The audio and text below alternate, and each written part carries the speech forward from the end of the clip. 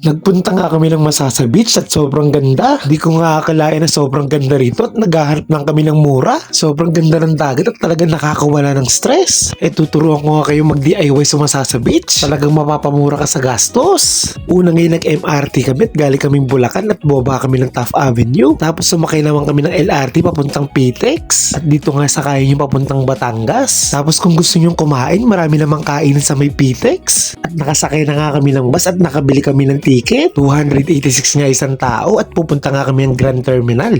Tandaan nyo sa may Grand Terminal, hindi sa Batangas Port. Nasa biyahe na nga kami at mahigit 3 hours din. Kaya talagang kumain muna kayo sa may Pitex. At nakarating na nga tayo ng Grand Terminal at dito tayo sasakay papuntang Anilao Port. At dun nga tayo sa may arrival area at dun nga yung sakay papuntang Anilao Port. Marami nga rin kainan dito kaya kung gusto nyo pang kumain, pwede pa at kalahating oras din ng biyahe. At nasa jeep na nga kami at 70 pesos din ang pamasahe at kukonti rin ng pasahero. At ang sabi ni Limano kung pwedeng 100 pesos na para makaalis na kagad. At minahabol din tayong schedule sa ferry. Para naman sa schedule, madali lang hanapin sa internet. Hanapin nyo lang Anilao Port schedule. At nakarating na kami at bibili kami ng ticket at 180 nga yung pamasahe sa ferry. Pero kung student ka at PWD or senior, makakamura ka. Tapos may babayaran ka pang 100 pesos na environmental fee. Tapos 5 pesos sa terminal fee. At pasakay na nga kami ng ferry at medyo malaki din pala sa loob. At paalis na ngayong ferry at sabi nga nila may git 1 hour din ang biyahe pero mabubusog din yung mata mo. Nakarating na kami ng Tingloy, Batangas at ang babait niya ng mga tao dito at lagi kami kinakausap. At sasakay tayo uli ng tricycle papuntang Masasa Beach. 80 nga lang yung pamasahe, kaming dalawa na at tumawak nga kayo at maraming malubak na daan. At maglalakad nga daw kami pababa at hindi daw kasya yung tricycle pero may habal palang pwedeng masakyan. Tingnan nyo naman, kitang-kita kagad yung kagandahan ng lugar at nakasakay na nga kami ng habal at 50 pesos nga isang tao. Isang motor nga yung sinakyan namin pwede naman daw magkaangkas kaso baka malaglag kami. Tingnan nyo naman yung kagandahan ng lugar, blue yung dagat, walang edit yan hindi ko inedit yan. Talaga sobrang ganda at kahit pagod ka sa biyahe, talaga mapapawaw ka. At papunta na nga tayong transit natin kay Nanay Rosie. Hindi nga namin pina-schedule yan, mini-message namin yan habang nasa bus. Buti na lang nasakto namin na walang katao-tao ngayon. Tingnan nyo naman yung tapat ng transit namin, talagang napakaganda at pwede nga kayo magkain at inuman dyan.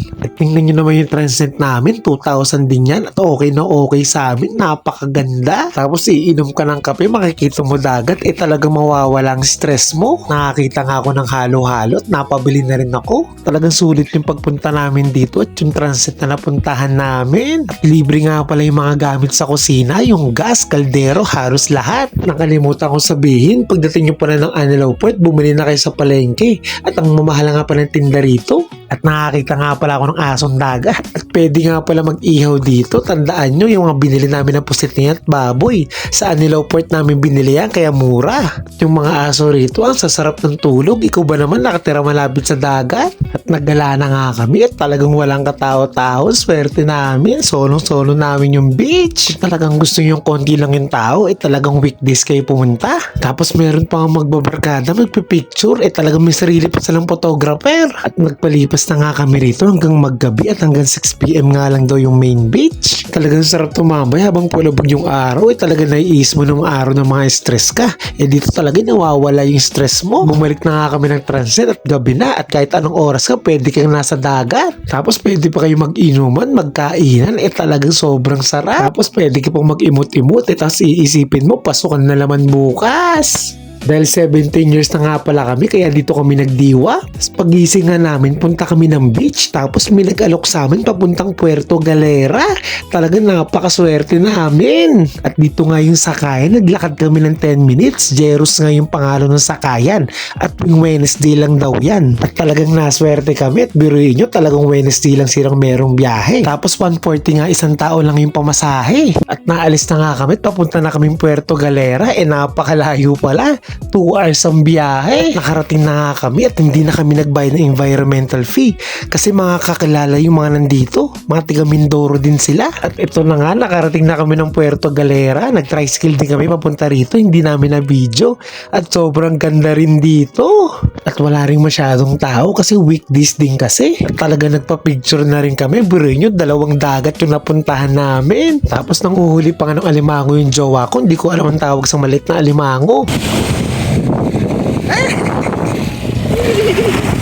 Tapos nakabalik na nga kami sa ferry. 3 hours lang yung tinagal namin sa beach. Tapos pagbalik namin, may mga dala na silang bigas. At nakabalik na nga kami ng Masasa Beach. At talagang sobrang ganda ng experience namin sa Masasa at Puerto Galera.